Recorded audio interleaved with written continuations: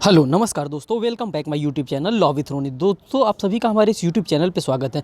दोस्तों आज हम यूपी पीसीएस जे का जो एग्जामिनेशन कंडक्ट होने वाला है उसी के लिए मैं आप लोगों के लिए सीआरपीसी का केस लॉ मैं आप लोगों के सामने लेके आया हूं। ये जो केस लॉ होगा वो इंपॉर्टेंट चैप्टर वाइज होगा। जिस चैप्टर से जितने जितने क्वेश्चन बन सकते हैं उन सभी पेपर को एनालिसिस पहले किया गया है और उस एनालिसिस के आधार पर यहाँ पे केस लॉ को लाया गया है और उसी सभी केस लॉ को मैं आपको इस वीडियो के माध्यम से बताने वाला हूँ, जो कि सीआरपीसी से आज रिलेटेड है, मीन्स की क्रिमिनल प्रोसीजर कोड से रिलेटेड है, जो कि 1973 का एक्ट है। इसी एक्ट से रिलेटेड सभी केस लॉ को मैं डिस्कस करूंगा, जो कि आपके यूपी पीसीएस के एग्जामिनेशन के लिए बहुत ही रेलेवेंट होगा। दोस्तों अगर आप हमारे चैनल पर नए हैं तो चैनल को जरूर सब्सक्राइब करें, वीडियो को लाइक करें और बेल बटन दबाना तो बिल्कुल ही ना भूलें, जिससे मैं कोई भी लेटेस्ट अपडेट लेके आऊँ वो आपको आसानी से मिल सके। दोस्तों अगर आपको इस वीडियो का पीडीएफ चाहिए तो आप हमारे टेलीग्राम ग्रुप से जुड़ सकते हैं, जो कि मैं वीडियो के डिस्क्रिप्शन बॉक्स में डाल देता हूँ। आप वहाँ से इसका लिंक आप प्राप्त कर सकते हैं।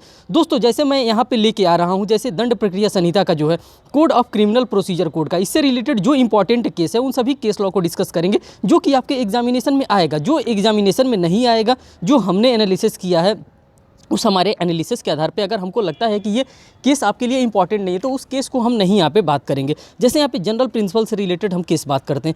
यहाँ पे जो फर्स्ट केस हमने लिया है शिवजी सिंह बनाम नगेंद्र तिवारी का, जो कि 2010 का मामला है। इस केस में देखिए क्या मामला बताया गया। दंड संहिता के प्रावधानों की व्याख्या मान्यता प्राप्त सिद्धांतों के आलोक में की जानी चाहिए, जो कि मीन्स जो रेलेवेंसी दी गई है, जो मान्यता प्राप्त हुआ है उसी मान्यता प्राप्त के आधार पर इसको किया जाना चाहिए। दंड प्रक्रिया संहिता का इस्तेमाल किया जाना चाहिए, क्योंकि ये एक प्रक्रियात्मक विधि है। प्रक्रियात्मक विधि है, मौलिक रूप से न्याय करने के लिए समझे जाते हैं। ये प्रक्रिया, ये प्रोसेस अपनाता है कि किस किस प्रोसेस से किस किस प्रकार से किसको अरेस्ट किया जा सकता है, किसी को जेल में डाला जा सकता है, क्या उसके राइट का कहीं वायलेशन तो नहीं किया जा रहा है। इन सभी चीज़ों के बारे में हमको कौन बताता है? ये हमको सीआरपीसी बताता है, क्योंकि इसको हम लोग प्रोसीजर अपनाते हैं। इसी प्रोसीजर के आधार पर हम सारा काम अपना करते हैं। जो पनिशमेंट बताया जाता है आईपीसी में, आईपीसी पनिशमेंट बताने का काम करता है और ये हमको प्रोसीजर बताने का काम करता है कि किस प्रकार से प्रोसीजर हम लोग लागू करेंगे। दोस्तों ये केस हमारे लिए उतना इंपॉर्टेंट नहीं है, ये भी केस हमारे लिए उतना इंपॉर्टेंट नहीं है। अगर आपको लगता है कि ये आपके लिए इंपॉर्टेंट है तो आप इसको पीडीएफ आपसे हमसे प्राप्त कर लीजिएगा, जो कि डिस्क्रिप्शन बॉक्स में है। वहाँ से टेलीग्राम लिंक ज्वाइन करके आपका इसको पीडीएफ मिल जाएगा, आप इसको पढ़ सकते हैं। दोस्तों जो हमें लग रहा है इंपॉर्टेंट, मैं वही केस लॉ लेके के मैं आपके सामने आ रहा हूँ। पहले अब मैं यहाँ पे बात करता हूँ न्यायालय की शक्तियों के बारे में, कि न्यायालय को शक्तियाँ कौन कौन सी, कोर्ट के पास कौन सी पावर है, क्या कोर्ट के पास डिस्क्रिशनरी पावर है, क्या कोर्ट के पास कौन कौन सी पावर है, उन सभी पावर्स के बारे में हम बात करेंगे।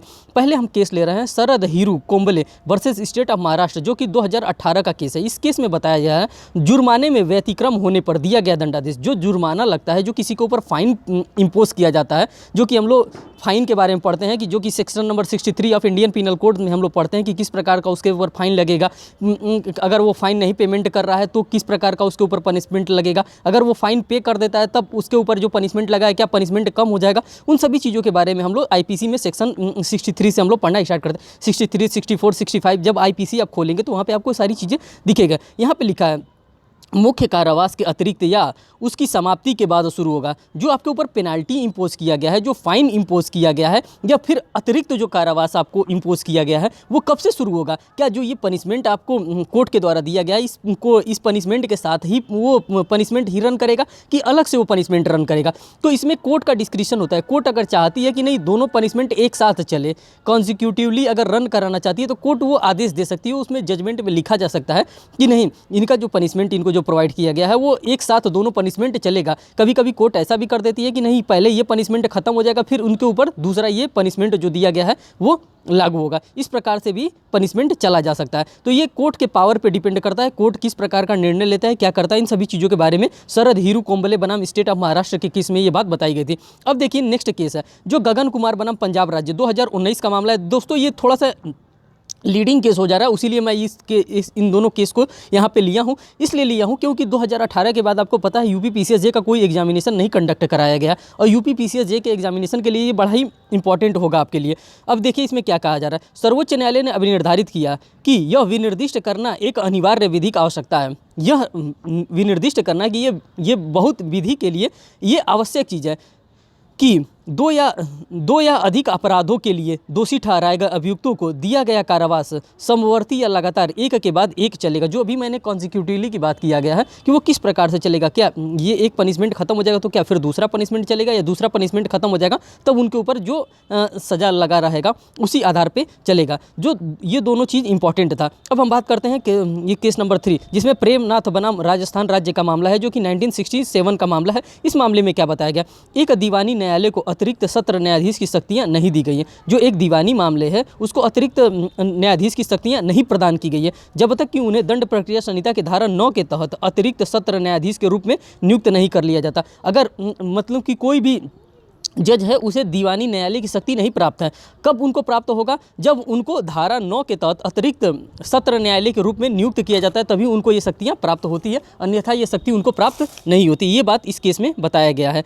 मीन्स कि जो जजेस होते हैं वो अपना जो पावर होता है वो अपने पावर का एक्सीड नहीं कर सकते, मीन्स ज़्यादा उसका एक्सरसाइज नहीं कर सकते। जिनका जितना उनको पावर दिया गया, जैसे जुडिशियल मजिस्ट्रेट फर्स्ट क्लास है तो उनको जितना पावर दिया गया वो अपने पावर का ही एक्सरसाइज करेंगे, वो पावर से बियॉन्ड जा करके कोई एक्सरसाइज नहीं कर सकते हैं। जैसे जेएमएफसी हो गए, अभी तो जेएमएफसी के बारे में मैंने बता दिया, सीजीएम साहब हो गए, सीजीएम अपने ही पावर का इस्तेमाल कर सकते हैं, या फिर जो एडीजे हो गए वो अपने ही पावर का इस्तेमाल कर सकते हैं, अपने पावर के बियॉन्ड नहीं जा सकते हैं, क्योंकि जो लॉ में लिखा है वही उनको फॉलो करना है, वही उन्हीं सब प्रिंसिपल को, मीन्स की नेचुरल जस्टिस को देखते हुए उनको ये प्रिंसिपल फॉलो करना है। अब बात करते हैं जो हमारा इंपॉर्टेंट है, वो चैप्टर नंबर 5 हमारा इंपॉर्टेंट होता है, जो कि अरेस्ट ऑफ पर्सन्स के बारे में बात करता है। किसको अरेस्ट किया जा सकता है, कैसे अरेस्ट किया जा सकता है, क्या कोई प्राइवेट व्यक्ति भी किसी को अरेस्ट कर सकता है, क्या मजिस्ट्रेट भी अरेस्ट कर सकता है, वो एग्जीक्यूटिव मजिस्ट्रेट हो, जुडिशरी मजिस्ट्रेट हो, और अरेस्ट करते हैं कैसे, क्या किसी महिला को भी अरेस्ट किया जा सकता है। इन सभी चीज़ों के बारे में हमको ये चैप्टर नंबर 5 हमको बताने वाला है, जो कि अरेस्ट ऑफ पर्सन। दोस्तों मैं सोच रहा हूँ कि इसका केस लॉ बताने से पहले इसके बारे में थोड़ा सा मैं ब्रीफ में आपको बता देना चाहता हूँ कि हाँ, अरेस्ट किसका हो सकता है, कौन कर सकता है, क्या विदाउट वारंट भी अरेस्ट किया जा सकता है कि सिर्फ वारंट के बाद ही अरेस्ट किया जा सकता है। इन सभी चीज़ों पे मैं आपको इस बारे में बता रहा हूँ। तो दोस्तों पहले मेरा ये कॉन्सेप्ट रहा कि मैं पहले आपको बता दे रहा हूँ चैप्टर 5 के बारे में कि चैप्टर 5 में अरेस्ट ऑफ पर्सन किस तरह से होता है। ये जो है हमारा प्रोविजन सेक्शन नंबर 41 से लेकर के 60A तक है। दोस्तों मैं इसमें आपका टाइम नहीं ख़राब करने दूंगा। आपको अगर ये चैप्टर मैं बता रहा हूँ तो इस चैप्टर से आपको क्वेश्चन मिलेंगे और 100% क्वेश्चन मिलेंगे। आपको इसमें से 2 से 3 क्वेश्चन तो डेफिनेटली मिलेगा, इससे भी ज़्यादा मिल सकता है, क्योंकि ये CRPC का मेन जो प्रोविज़न है इन्हीं सबों के पास है। एक चैप्टर 5 के पास है, एक चैप्टर 12 के पास है, एक चैप्टर नंबर 17 के पास है, जिसमें इसमें अरेस्ट के बारे में बता दिया गया है। उसमें कॉग्निजेंस चैप्टर नंबर 12 में बता दिया गया कि कॉग्निजेबल ऑफेंस क्या है, नॉन कॉग्निजेबल ऑफेंस क्या है, मीन्स की 154, 155, 156 ये सारी चीज़ें बता दिया गया है। और हमारे पास जो थर्ड मोस्ट इंपॉर्टेंट जो चैप्टर आता है वो फ्रेमिंग ऑफ चार्जेस से आता है, चार्ज कैसे फ्रेम किया जाता है, जो चैप्टर नंबर 17 है। अगर ये 3 चैप्टर हम लोग कवर कर लेते हैं तो हमारा CRPC का मैक्सिमम पोर्शन कवर हो जाएगा, जहाँ से एग्जामिनेशन पॉइंट ऑफ व्यू में क्वेश्चन हमसे बनते हैं। तो दोस्तों मैं आपका बिना टाइम खराब किए मैं ये चैप्टर नंबर 5 आपको बताता हूँ, विदाउट वारंट। जब हम विदाउट वारंट की बात करते हैं तो ये कहाँ दिया गया, ये डिफाइन किया गया सेक्शन नंबर 41 में, मीन्स कि CRPC के सेक्शन नंबर 41 में बताया गया है कि विदाउट वारंट किसको गिरफ्तार कर सकते हैं, कैसे गिरफ्तार कर सकते हैं। तो यहाँ पे बता रहा है व्हेन पुलिस में अरेस्ट विदाउट वारंट। पुलिस कब विदाउट वारंट किसी को अरेस्ट कर सकती है, जब कोई कॉग्निजेबल ऑफेंस कोई कमिट किया हो तब उसको गिरफ्तार कर सकती है, कोई रीजनेबल कंप्लेंट मिला हो तब उसको गिरफ्तार किया जा सकता है विदाउट वारंट, जब रीजनेबल डाउट क्रिएट हो रहा है कि हाँ यही व्यक्ति है, संदिग्ध आदमी है, तब उसको गिरफ्तार किया जा सकता है, और कोई क्रेडिबल इन्फॉर्मेशन अगर हमको प्रोवाइड कराया गया है तब हम उस व्यक्ति को विदाउट वारंट गिरफ्तार कर सकते हैं। ये बस इतना ही नहीं, देखिए और कितना इसका ब्रॉडर स्कोप है। अगर आप जानेंगे कि हाँ अभी क्वेश्चन में आपसे आ जाएगा, अभी केस लॉ में आ जाएगा, चाहे MCQ आप सॉल्व करेंगे तो आपसे ये ऑप्शन दे करके पूछा जा सकता है इसमें से किसको विदाउट वारंट गिरफ्तार किया जा सकता है। जैसे मान लीजिए कि ये रीजनेबल कंप्लेंट वाला ऑप्शन की जगह पे कुछ दूसरा दे दे, और ये तीनों दिया रहेगा। जब तक आप नहीं जानेंगे कि किसको गिरफ्तार किया जा सकता है तब तक आपके लिए तो वो समस्या का घर बना रहेगा। इसीलिए मैंने सोचा कि आपका ये जो प्रॉब्लम है इसको मैं हल्के में केस लॉ के साथ ही सॉल्व कर लूँ। पहले ये मैं बता दे रहा हूँ, फिर इसके बाद से मैं केस लॉ बताऊँगा। दोस्तों ये नहीं लगेगा कि आपको मैं सिर्फ यही बताने के लिए आया हूँ, मैं केस लॉ भी बताऊँगा। देखिए मैं PDF में मैं आपको दिखा दे रहा हूँ, इसके नीचे पूरा केस लॉ ही भरा है। देखिए अरेस्ट से रिलेटेड जितने भी केस लॉ हैं, जैसे DK बसु का केस लॉ हो गया, जितना भी केस लॉ होगा उन सभी केस लॉ को मैं आपके लिए लेके आया हूँ। आपको बस ये नहीं सोचना है कि बस मैं जो ये हैंड रिटन नोट्स अपना लेके आया हूँ सिर्फ हैंड रिटन नोट्स से ही बताऊँगा, नहीं ऐसा नहीं होने वाला। पहले मैं थोड़ा सा कॉन्सेप्ट आपका क्लियर कर देता हूँ कि जब मैं केस लॉ बताऊँगा तो उस केस में इन सभी टर्मिनोलॉजी का इस्तेमाल किया गया, और जब तक आप इस टर्मिनोलॉजी को नहीं जानेंगे तब तक आप केस को समझने में थोड़ा सा आपके लिए दिक्कत होगा, इसीलिए मैं ये काम कर रहा हूँ। फिर नेक्स्ट हम स्टार्ट करते हैं। देखिए इसका ऑब्जेक्टिव क्या होता है। अगर मान लीजिए किसी भी व्यक्ति को हमें विदाउट वारंट गिरफ्तार करना है तो आखिर में हम किस लिए विदाउट वारंट गिरफ्तार करेंगे? इसलिए गिरफ्तार करेंगे to prevent the further offences, कि वो फर्दर ऑफेंसेस ना कमिट कर सके, इसीलिए उसको क्या करेंगे, विदाउट वारंट हमको गिरफ्तार करना आवश्यक होता है। टू टेम्पर द एविडेंस, कि वो एविडेंस के साथ जो साक्ष्य होता है उसके साथ छेड़छाड़ ना करे, इसलिए हमें उसे गिरफ्तार करना पड़ता है। टू गिव टीआईपी, टीआईपी का मतलब होता है थ्रेट, इंड्यूसमेंट एंड प्रॉमिस, कि वो जिसके साथ उसने ऑफेंस कमिट किया है वो किसी प्रकार का उसको थ्रेट नहीं दे सकता है, कोई इंड्यूसमेंट नहीं दे सकता है, कोई धमकी नहीं दे सकता है, कोई प्रॉमिस नहीं कर सकता है। इसलिए इन सभी चीज़ों के कारण उसको क्या करना होता है, गिरफ्तार करना होता है विदाउट वारंट। आपको ये सारी बातें याद करके रखनी पड़ेगी। आपको ये सिर्फ प्री में ही काम नहीं करेगा, ये मेंस लेवल पे भी काम करेगा। फिर नेक्स्ट जो है important for proper investigation, proper investigation हो सके इसलिए उसको विदाउट वारंट गिरफ्तार किया जा रहा है। और उसके बाद से जो मेन इंपॉर्टेंट फैक्टर होता है जो विदाउट वारंट गिरफ्तार किया जाता है, to appear before the court, कि कोर्ट के समक्ष उसको क्या किया जा सकता है, जब कोर्ट बुलाएगी तब उसको हम लोग हाजिर कर सकते हैं, इसीलिए उसको गिरफ्तार किया जा रहा है विदाउट वारंट। और देखिए किस किस मामलों में विदाउट वारंट गिरफ्तार किया जा सकता है, इन सभी टर्म एंड कंडीशंस को आप याद रखेंगे तो मैं अभी केस लॉ आपको बताऊंगा तो उन सभी चीज़ों जगह आपको बड़ा अच्छे से समझ में आएगा। 7 साल या उससे अधिक का कोई भी अपराध किया गया है, वहां क्रेडिबल इंफॉर्मेशन मिला है तो उसे बिना वारंट के गिरफ्तार किया जा सकता है। बस आप ये याद रखिए कि 7 साल या 7 साल से ऊपर का 7 साल या 7 साल से ऊपर का कोई भी अपराध किया है तो और क्रेडिबल इंफॉर्मेशन है, मीन्स की एकदम अच्छी सटीक सूचना मिली है कि हाँ इसी ने अपराध किया, तो उसे विदाउट वारंट गिरफ्तार किया जा सकता है। जब दोस्तों आप सीपीसी आप निकाल करके सीआरपीसी जब आप निकाल करके पढ़ेंगे, जैसे ही सेक्शन नंबर 41 आप खोलेंगे, सारी बातें लिखी हैं जो मैंने यहाँ पे लिख करके अपने सिंपल लैंग्वेज में मैं आप लोगों के सामने लाया हूँ। अगर उसके पोजीशन में कोई भी स्टोलन प्रॉपर्टी प्राप्त होती है उसको भी विदाउट वारंट आप गिरफ्तार कर सकते हैं। नेक्स्ट, पुलिस ऑफिसर ड्यूटी अगर डिस्चार्ज कर रहा है, अगर कोई भी पुलिस ऑफिसर है जो अपना ड्यूटी कर रहा है, अगर कोई ड्यूटी में ऑब्स्ट्रक्शन पैदा कर रहा है तो भी वो क्या कर सकता है, पुलिस ऑफिसर उसको विदाउट वारंट उसको गिरफ्तार कर सकता है। फिर नेक्स्ट जो हमारे पास है, अगर कोई एब्सकॉन्डर है, मीन्स कि कोई भगौड़ा है, भगौड़ा कौन हो सकता है, कोई भी आर्मी से डिजर्ट करके भगा है, जो कि हम लोग आईपीसी में पढ़ते हैं आर्मी डिजर्टर के बारे में। अगर वो भगौड़ा है, अगर वो कोई अपराध करके अगर भगा है तो उसको भी पुलिस विदाउट वारंट गिरफ्तार कर सकती है। और यदि कोई रिक्वेजेशन आती है, कोई रिक्वेस्ट आती है, जैसे कि दूसरे स्टेट के पुलिस के द्वारा क्या कहते हैं जिला के पुलिस के द्वारा कोई रिक्वेजेशन आती है कि वो हमको सूचना मिली है कि ये क्राइम करके आपके ज़िले में भग गया, तो आप उसको क्या कर सकते हैं, अरेस्ट कर सकते हैं। अगर कोई रिक्वेजेशन आती है, ये वर्ड याद रखिएगा, अगर कोई रिक्वेजेशन आती है तो उस रिक्वेजेशन के आधार पर भी किसी को गिरफ्तार किया जा सकता है।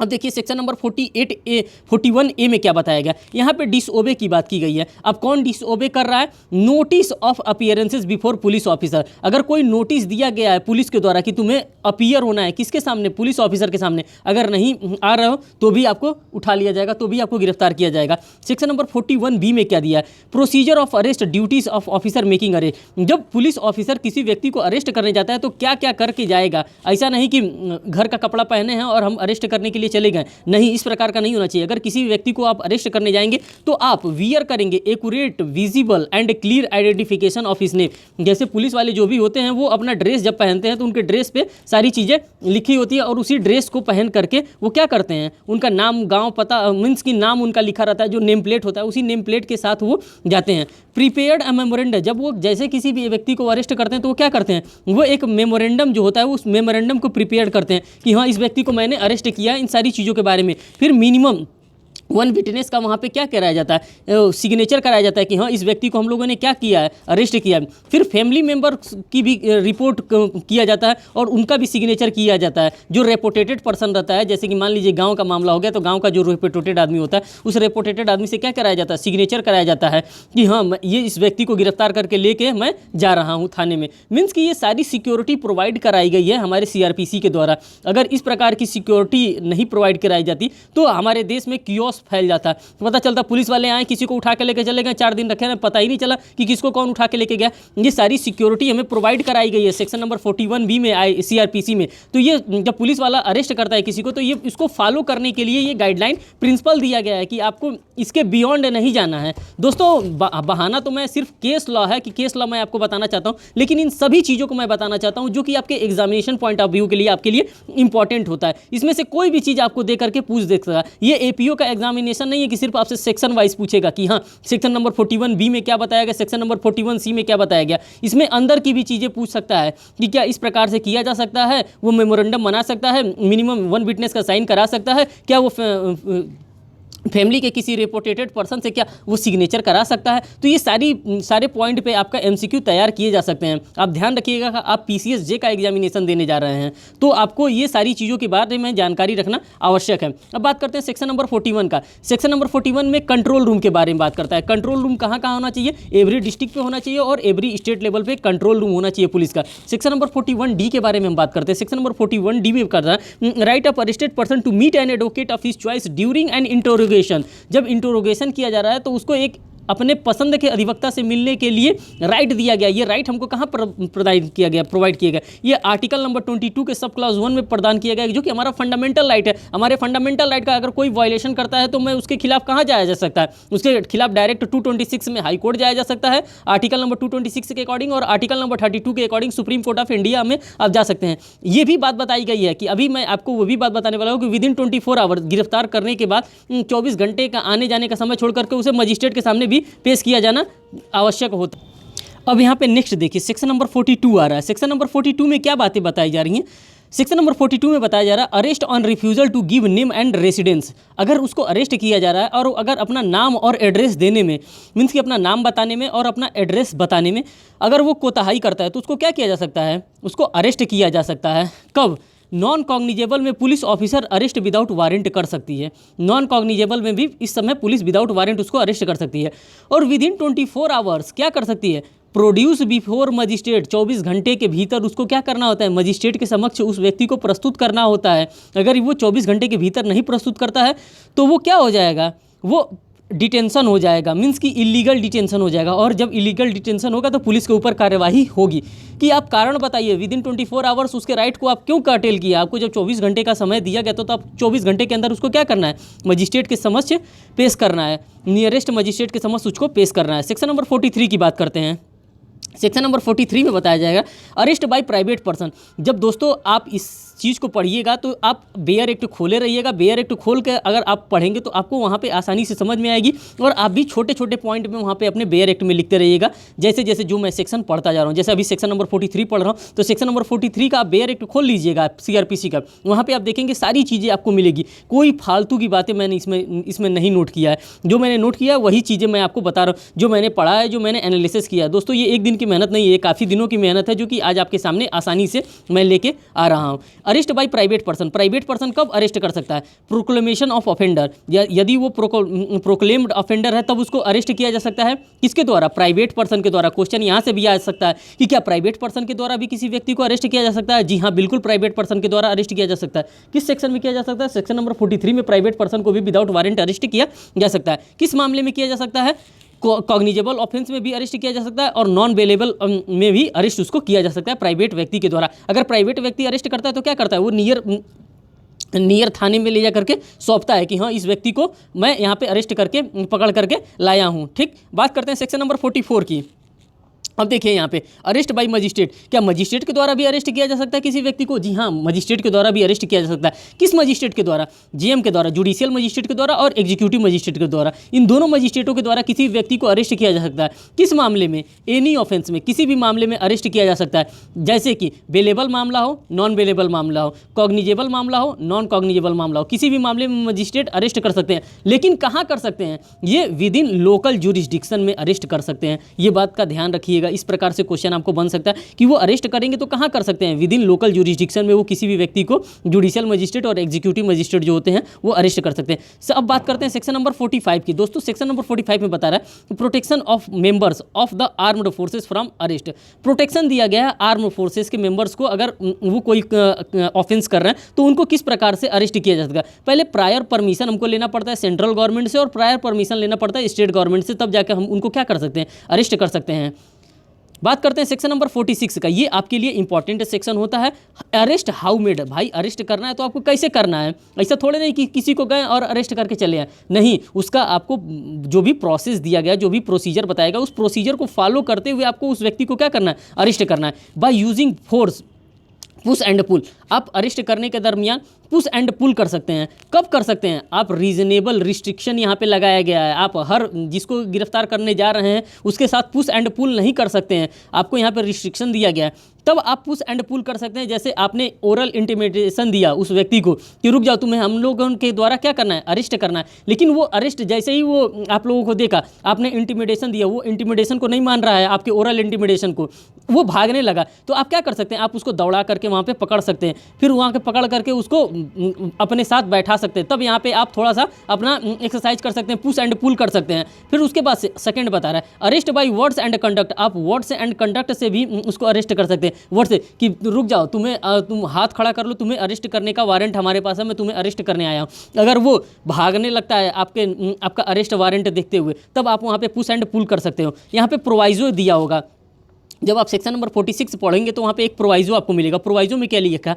At the time of arrest women body don't touch by man. अगर जरूरी हो जाता है, जैसे कि मान लीजिए आपके साथ महिला पुलिस नहीं आई है और किसी महिला को भी अरेस्ट करना पड़ रहा है, तो आप क्या करेंगे? आप उस महिला को अरेस्ट कर सकते हैं। कैसे कर सकते हैं? मेल पुलिस भी अरेस्ट कर सकता है। कैसे कर सकते हैं? आप उसके बॉडी को नहीं टच करेंगे, सिर्फ ओरल इंटिमिडेशन के अकॉर्डिंग ही उस महिला को अरेस्ट कर सकते हैं। या तो फिर आपको उतने टाइम तक रुकना पड़ेगा जब तक महिला कर्मचारी नहीं आ जाती है। अगर महिला पुलिस आती है तो महिला पुलिस ही महिला को अरेस्ट करेगी। अगर मैन को अरेस्ट करना होता है तो मैन सिर्फ ओरल इंटिमिडेशन से उसको अरेस्ट कर सकते हैं, बाकी उसके बॉडी को टच नहीं करेंगे। ये प्रोविजन लिखा है। Only oral intimidation can be given, know unnecessary effort can be use for the time of arrest. कोई भी अननेसेसरी एफर्ट आपको नहीं लगाना है उसको अरेस्ट करने के लिए। बात करते हैं सेक्शन नंबर 47 का। दोस्तों ये चीज़ें आप जान जाएंगे। अभी जब मैं केस लॉ आपको बताऊंगा तो आपको इतना मजा आएगा, आपको केस लॉ इतनी आसानी से समझ में आएगा। और जब तक ये चीज़ें नहीं आप जानते रहेंगे तब तक मैं केस लॉ बताता रहूँ, आपके दिमाग में घुसने वाला नहीं है। क्योंकि मैंने खुद महसूस किया कि पहले हमको प्रोविजन पढ़ना पड़ता है, पहले प्रोविजन जानना पड़ता है। जब हम प्रोविजन जान जाएंगे तो मैं आपको केस लॉ बताऊंगा तो वो आपके दिमाग में आसानी से फिट होता जाएगा और आपको ज़्यादा मेहनत नहीं करना पड़ेगा। जो भी इस वीडियो को वॉच कर रहा है वो पूरा इस वीडियो को वॉच करेगा, तभी उसको फायदा मिलेगा। अभी जब हम चैप्टर नंबर 12 में घुसेंगे तो भी मैं एक एक पॉइंट पे आपको डिस्कस करने वाला हूँ। मैं बताने वाला हूँ क्या क्या किस तरह से आपका FIR लॉज होता है, किस तरह से FIR लॉज नहीं होता है, क्या कंप्लेन होता है, सभी चीज़ों पर मैं बात करने वाला हूँ। Section number 47 search of place entered by persons sought to be arrested. Search किया जा सकता है, इंटर्ड किया जा सकता है, किसी के घर में भी इंटर्ड किया जा सकता है। किसके द्वारा? पुलिस के द्वारा। क्या करने के लिए? अरेस्ट करने के लिए। किसी को, कोई जैसे भगौड़ा अपराधी हो गया, कोई ऑफेंस कर करके क्या हो गया, छिप गया, किसी के घर में छिप गया, तो क्या उस घर में, जिसके घर में छिपा हुआ है, क्या उसके घर में हम किसी के घर में जाकर नहीं तलाशी ले सकते हैं? बिल्कुल तलाशी ले सकते हैं। ये हमको बताता है कौन? ये सेक्शन नंबर 47 बताता है। अगर किसी के घर में कोई अपराधी छुपा हुआ है, जैसे कि मान लीजिए कि हम लोगों ने कल केस पढ़ा था, जब हमारा ये प्रीवियस आप लेक्चर देखेंगे उस लेक्चर में मैंने बताया था कि एक सेक्शन नंबर 120A और 120B IPC का जो सेक्शन है, इसमें एक Nalini versus state of Tamil Nadu का केस आया था। इस केस लॉ में ये बताया गया था कि राजीव गांधी जी का असैसिनेशन किया गया था। मीन्स कि राजीव गांधी जी एक पॉलिटिशियन पर्सन थे और वो पॉलिटिशियन पर्सन होने के साथ उनका असैसिनेशन कर दिया गया था। मीन्स कि मर्डर कर दिया गया था। और मर्डर करने के बाद उनको क्या दिया गया था? सेक्शन 52 के अकॉर्डिंग उनको हार्बर प्रोवाइड किया गया था। जो हार्बर प्रोवाइड किया गया था वही हार्बरिंग की बात की जा रही है यहाँ पे, कि अगर कोई व्यक्ति को ऑफेंस करने के बाद कोई शरण दिया है अपने घर में, चाहे उसके घर में वो ज़बरदस्ती से आकर के धमका करके छुपा हुआ है कि तुम बताओगे तो तुम्हारे 2 के फैमिली को 4 में बदल दिया जाएगा, तो आप क्या कर सकते हैं? घर के मालिक का ये कर्तव्य होता है कि उस अपराधी को पकड़वाने का उसका पुलिस का साथ दे। अगर वो पुलिस का साथ नहीं देता है तो माना जाएगा कि वो भी क्या है? अपराधी है। अगर ज़रूरत पड़ती है ड्यूरिंग अरेस्ट तो दरवाज़ा को भी तोड़ा जा सकता है। आप यहाँ पे सिंघम मूवी से को रिलेट कर सकते हैं। कहता है दया दरवाज़ा तोड़, तो वही दया दरवाज़ा तोड़ वाला यहाँ पे कॉन्सेप्ट है। सेक्शन नंबर 47 दया दरवाज़ा तोड़। मीन्स कि अगर लगता है कि दरवाज़ा तोड़ करके घुसना अनिवार्य हो गया है, अब वो आने वाला नहीं है बाहर हमारे ओरल इंटिमिडेशन पे या मेरी धमकी देने पे भी पुलिस के द्वारा, तो पुलिस क्या कर सकती है? उस घर का दरवाज़ा भी तोड़ करके, उस घर का खिड़की भी तोड़ करके उसमें घुस सकती है और उस व्यक्ति को अरेस्ट कर सकती है। कभी कभी सिचुएशन चेंज हो जाता है। सिचुएशन ये चेंज होता है क्योंकि क्रिमिनल बहुत ज़्यादा रहते हैं सब, और वो क्या करते हैं, सब गेम खेल जाते हैं सब पुलिस के साथ। कभी कभी पुलिस को एक घर क्या करती है, सब घर में बंद कर देते हैं सब और अपने घर से बाहर निकल जाते हैं। कभी कभी किसी मूवी में आपको देखने को मिलेगा कि पुलिस वाले को उसने क्या कर दिया है, क्रिमिनल ने घर में बंद कर दिया और अपने बाहर भाग गया। तो इसमें क्या कर सकता है? पुलिस के पास ये अथॉरिटी होती है कि जिस घर में उसको बंद कर दिया गया है वो ज़रूरत पड़े तो वो दरवाजा को और खिड़की को भी तोड़ करके बाहर निकल सकता है। ये सेक्शन नंबर 47 में ये सारी बातें हमको बताई गई हैं। और यहाँ पर एक बात और बताई गई है इंपॉर्टेंट, अगर उस घर में कोई पर्दा नसीब महिला रहती है, पर्दा नसीब महिला का मतलब कि जिस घर में आप घुस रहे हैं, जिस घर में अपराधी घुस गए हैं सब, तो क्या उस घर में अगर कोई महिला है तो उसको प्रायर टाइम दिया जाएगा कि हम कोई महिला जो है जो पर्दा नसीब है, मीन्स कि समाज में पुरुषों के सामने नहीं आती है, मीन्स पर्दा नसीब में जो भी अब आ जाता होगा, अगर उसको पर्याप्त टाइम दिया जाएगा कि वो अपने अप्रोप्रिएट जगह पे चली जाए जहाँ पे उसको कोई देख ना सके, वो वहाँ पे उस घर में उसको जाने के लिए पर्याप्त टाइम दिया जाएगा, उस अपने घर में जा सकती है। उसके बाद से फिर आप क्या कर सकते हैं, पुलिस अपनी कार्यवाही कर सकती है। ये बातें सेक्शन नंबर 47 में बताया गया था। सेक्शन नंबर 48 में क्या बताया गया, सेक्शन नंबर 48 में बताया गया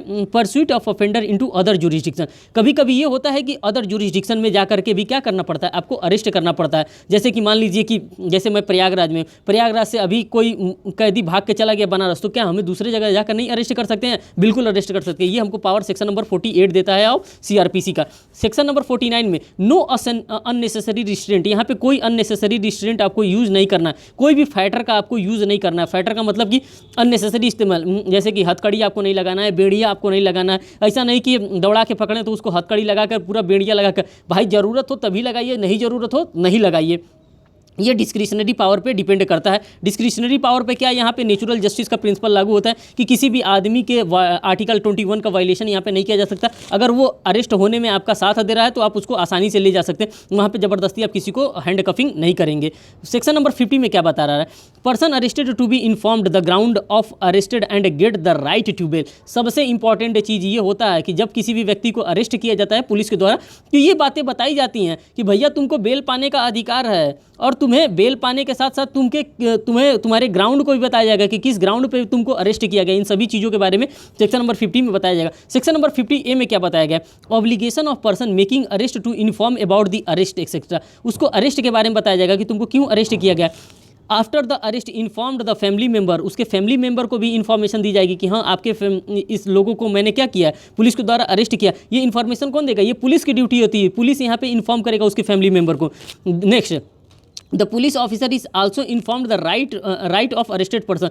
जो अरेस्ट हुआ है उसके राइट्स को, उसके अधिकारों को कौन बताने का कर्तव्य है, ये पुलिस अधिकारों का बताने का कर्तव्य होता है कि वो बताए कि तुम्हें बेल पाने का अधिकार है, तुम्हें अपने पसंद के अधिवक्ता पाने का अधिकार है, तुम्हें जो राइट होती है उन सभी राइट को बताने का कर्तव्य किसका होता है, पुलिस को होता है। लेकिन पुलिस अपना काम अच्छे से करे तब तो।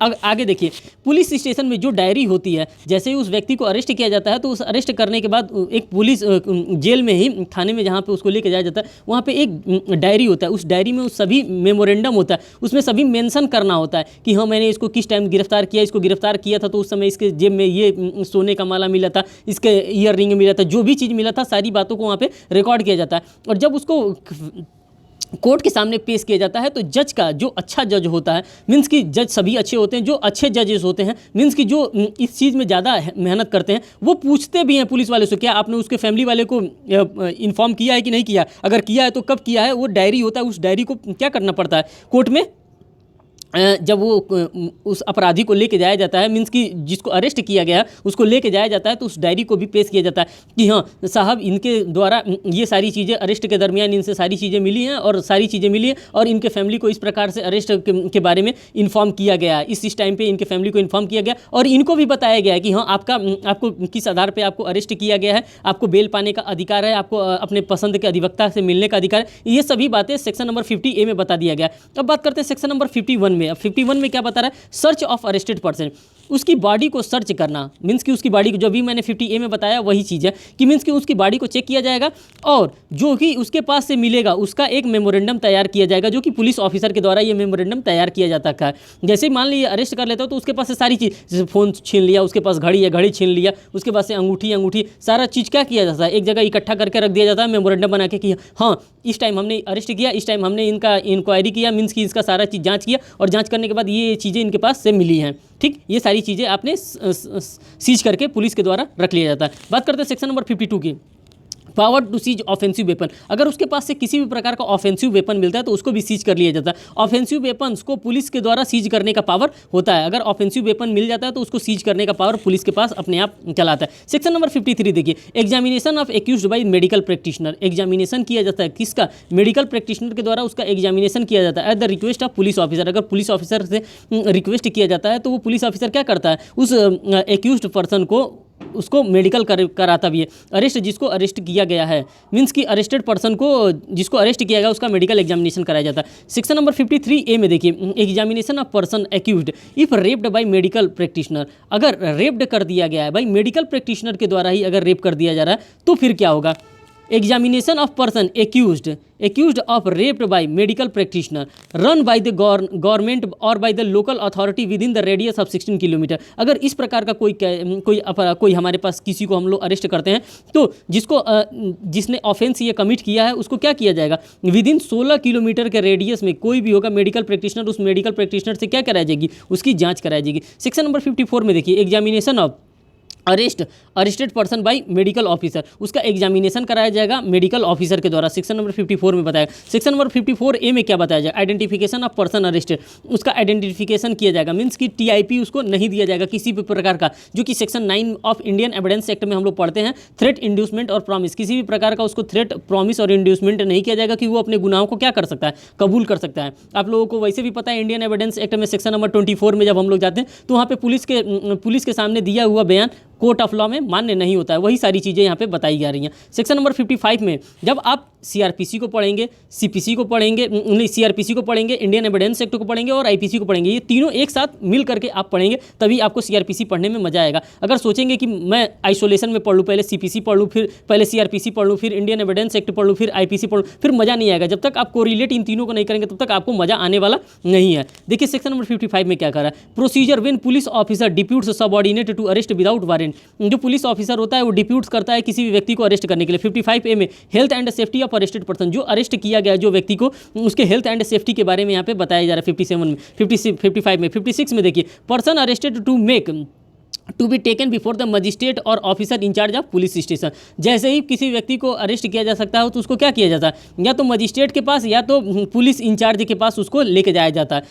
सेक्शन नंबर 57 में दोस्तों ये 60A तक है, सभी बता दे रहा हूँ। Person arrested not to be detained more than 24 hours, उसको 24 घंटे से अधिक नहीं रखा जा सकता, इसके लिए स्पेसिफिक सेक्शन है सेक्शन नंबर 57। सेक्शन नंबर 58 में देखिए, पुलिस टू रिपोर्ट एप्रीहेंशन, किसको कर सकती है पुलिस रिपोर्ट, DM को कर सकती है और SDM को कर सकती है यहाँ पे सेक्शन नंबर 58 में। सेक्शन नंबर 59 में डिस्चार्ज ऑफ पर्सन एप्रीहेंडेड, अगर किसी भी पर्सन को अरेस्ट कर लिया गया तो उसको डिस्चार्ज भी किया जा सकता है। सेक्शन नंबर 60 देखिए यहाँ पे, power on escape to pursue and retake, power होता है परस्यू करने के लिए और रीटेक करने के लिए। अगर वो उसको छोड़ दिया जा रहा है, डिस्चार्ज कर दिया जा रहा है तो उस शर्त पे डिस्चार्ज किया जाता है कि तुमको जब बुलाया जाएगा तब तुमको क्या किया जाएगा, बुलाया जा सकता है, जरूरत पड़े।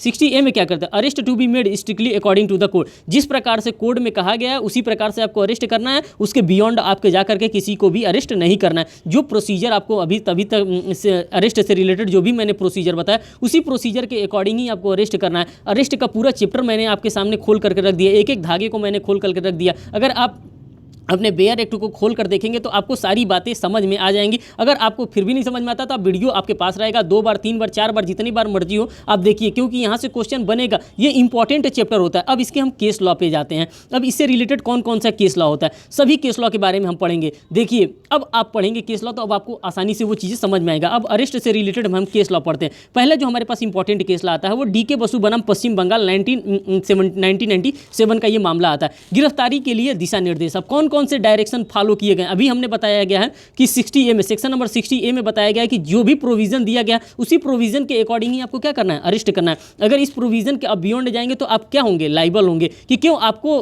प्रोविजन जब बता दिया गया है, जो आपकी ड्यूटी दे दी गई उसी दिए हुए ड्यूटी को ही आपको करना है, उससे एक्सीड आपको ड्यूटी नहीं करना है। अब बताया जा रहा है गिरफ्तारी के लिए क्या दिशा निर्देश किया गया। पहला कौन, पूछताछ तथा गिरफ्तारी को सौंपने वाले पुलिसकर्मियों को उनके पदनाम के साथ सही और स्पष्ट पहचान चिन्ह लगाना होगा। अभी मैंने बताया है कि पहचान और पद चिन्ह कैसे लगा सकता है। वो जो व्यक्ति गिरफ्तार करने जा रहा है, जो भी पुलिस गिरफ्तार करने जा रहा है, वो क्या करता है, अपना नेम प्लेट लगा करके जाता है।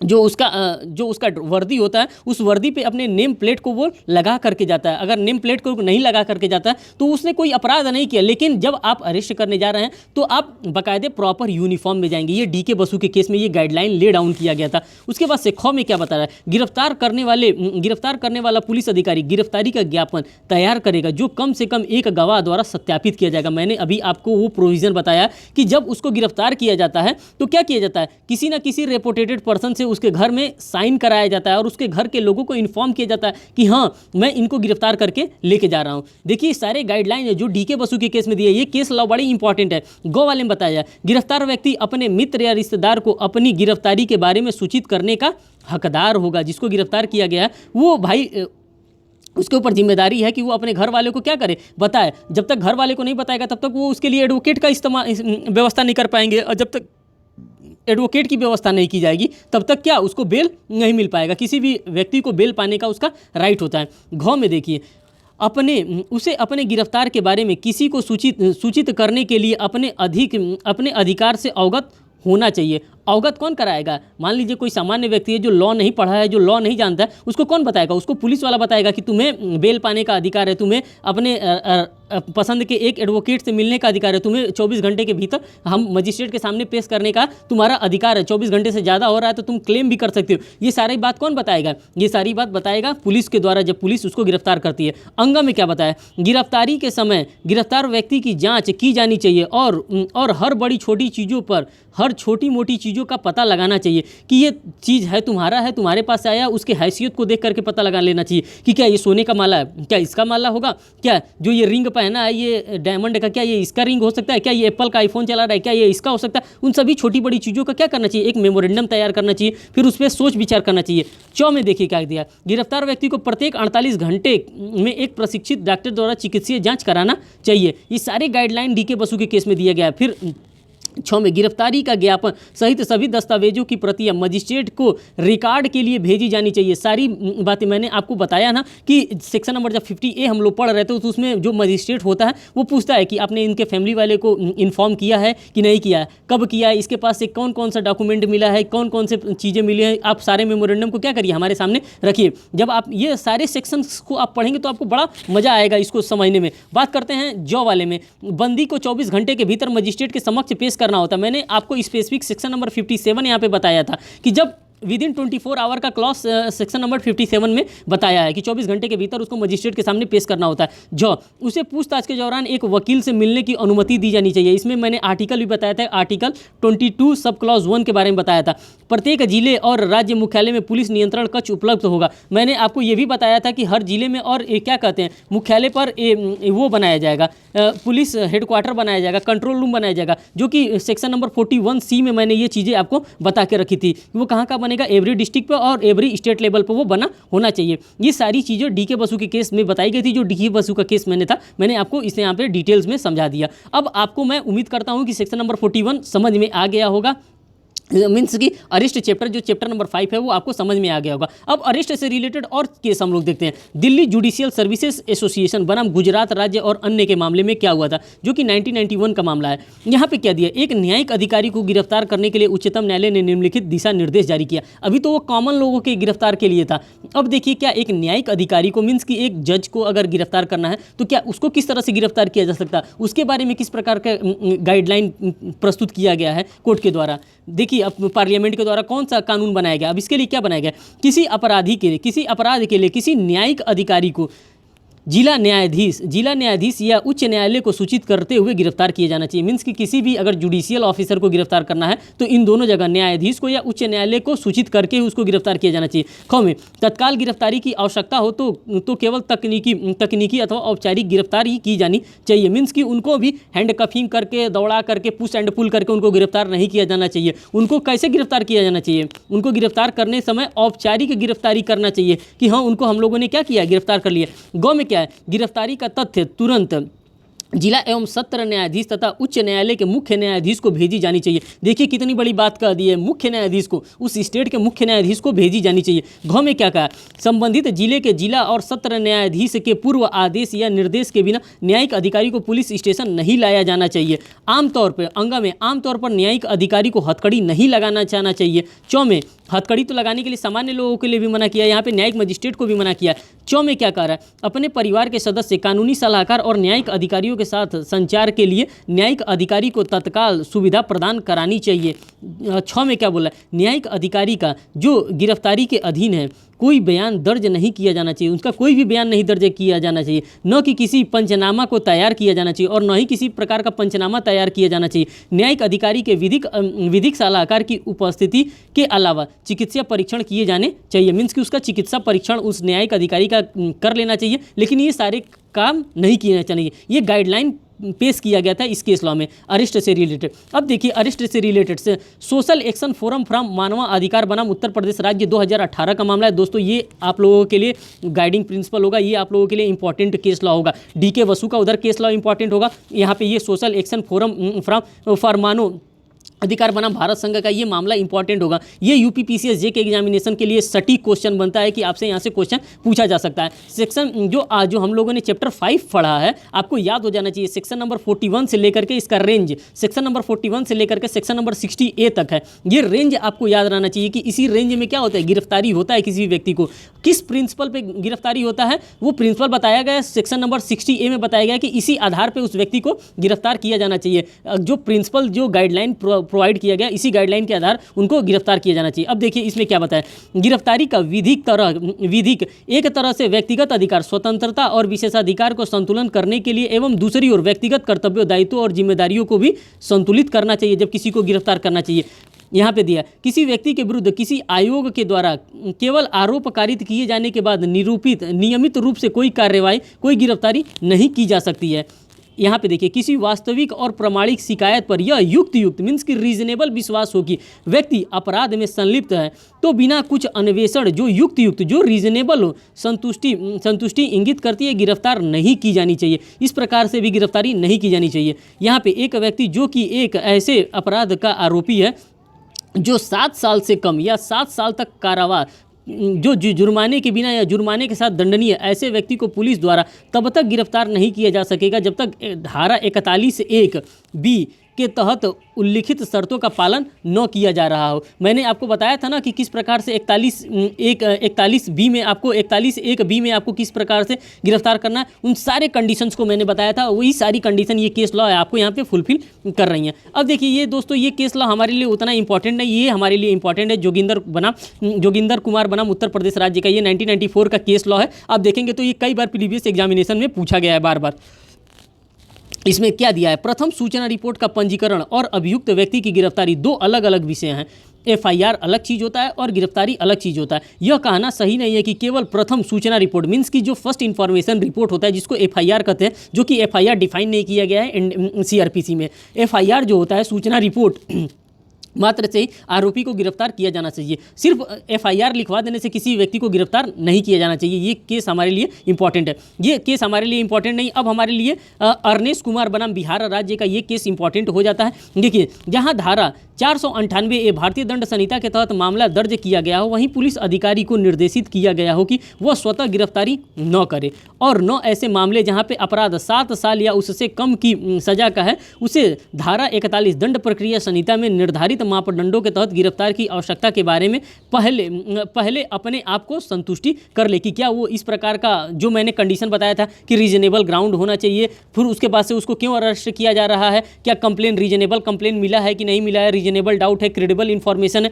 अगर इस प्रकार की चीज़ें हो तभी उसको गिरफ्तार की जानी चाहिए, वरना उसको गिरफ्तार नहीं किया जाना चाहिए। गिरफ्तारी में क्या होता है, एक व्यक्ति के मानवाधिकारों का हनन होता है, मीन्स कि उसके पूरे आर्टिकल 21 का वायलेशन हो गया, उसके आर्टिकल नंबर 14 का वायलेशन हो गया, उसके आर्टिकल नंबर 21 का वायलेशन हो गया, पूरा का पूरा यहाँ पे क्या हो जा रहा है, वायलेशन हो जा रहा है। दोस्तों ये केस हमारे लिए उतना इंपॉर्टेंट नहीं, हमारे लिए अब ये इंपॉर्टेंट फैक्टर बन के आ रहा है भरण पोषण, जो कि हमारा मेंटेनेंस कहलाता है। ये कहाँ पे दिया गया है, सीआरपीसी में सेक्शन नंबर 125 से लेकर के 128 तक भरण पोषण के बारे में हमको डिफाइन किया गया है कि भरण पोषण क्या होता है, जिसको हम लोग मेंटेनेंस कहते हैं। ये प्रोविजन मेंटेनेंस का कैसा है, ये सेकुलर प्रोविजन है। किसी भी मीन्स कि किसी भी क्या कहते हैं धर्म के ये प्रोविजंस पे नहीं लगता है। मीन्स कि जो पर्सनल लॉ होता है उस पर ये अप्लाई होता है। जैसे हिंदू का पर्सनल लॉ है, हिंदू लॉ पे ये अप्लाई होगा। मुस्लिम अपना पर्सनल लॉ रखा है, मुस्लिम के पर्सनल लॉ पे अप्लाई होगा। सिख का पर्सनल लॉ है, सिख के पर्सनल लॉ पे अप्लाई होगा। जिसका जिसका पर्सनल लॉ होगा, ये सभी ये सेकुलर प्रोविजन इसको माना जाता है। कभी कभी एग्जामिनेशन में आपसे पूछ देता है कि सेकुलर प्रोविजन कौन है सीआरपीसी में,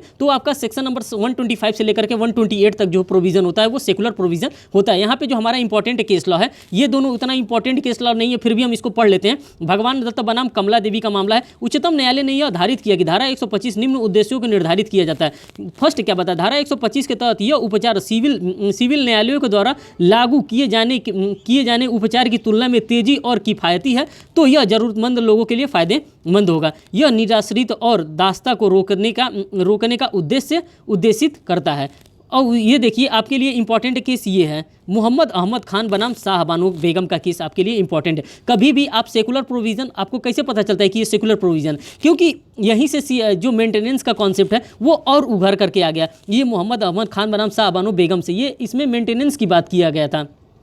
सुप्रीम कोर्ट ने धारित किया कि धारा 125 मुस्लिम व्यक्तिगत विधि में कोई टकराव नहीं करता है। ये जो मुस्लिम व्यक्तिगत विधि है, मीन्स कि ये जो सेकुलर कानून उनका होता है, यहाँ पे जो पर्सनल लॉ होता है, यहाँ पे कोई टकराव नहीं पैदा करता है। न्यायालय ने धारित किया कि मुस्लिम विधि में पति का यह दायित्व तो शामिल है कि वो तलाकशुदा पत्नी को इद्दत की अवधि तक बनाए रखे। क्या बनाए रखे? वो मेंटेनेंस करता रहे, मेंटेन करता रहे। किसको? इद्दत की अवधि तक अपनी पत्नी को वो क्या करता रहे? मेंटेन करता रहे। अगर तलाकशुदा पत्नी अपने आप को बनाए रखने में सक्षम है, क्या मीन्स कि अपने आप को वो मेंटेन रखने में सक्षम है, तो पति की देनदारी इद्दत की अवधि के बाद समाप्त हो जाती है। तो पति की जो मेंटेनेंस देने की जो लायबिलिटी होती है वो समाप्त हो जाती है। हालांकि यदि तलाकशुदा पत्नी स्वयं को बनाए रखने में असमर्थ है तो दंड प्रक्रिया संहिता की धारा 125 का सहारा लेने का हकदार है। अगर वो अपने आप को मेंटेन करने में असमर्थ है महिला, तो वो क्या कर सकती है? वो मेंटेनेंस पाने की हकदार है। धारा 125 तलाकशुदा मुस्लिम महिला पर तब तक लागू नहीं होती जब तक कि वो पुनर्विवाह नहीं कर लेती। अगर वो पुनर्विवाह कर लेती है